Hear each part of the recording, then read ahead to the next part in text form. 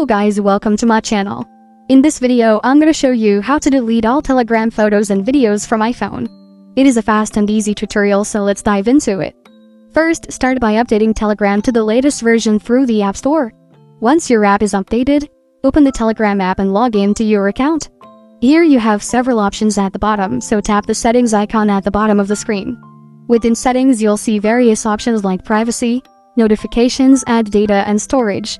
Tap on data and storage. On the data and storage page, open storage usage. Here you'll see a breakdown of your Telegram data usage. Locate and tap the clear entire cache button. Confirm your choice by tapping clear entire cache. This will delete temporary data associated with photos and videos you viewed in Telegram. Next, scroll down to the bottom and tap chats first. Now you can select multiple chats by tapping and holding on one and then tapping others. Once you've selected the chats you want to clear media from, tap Clear Selected. Next, tap on Media. Here you can select the specific videos you want to delete by tapping and holding on them. Once you've chosen the videos to remove, tap Clear Selected.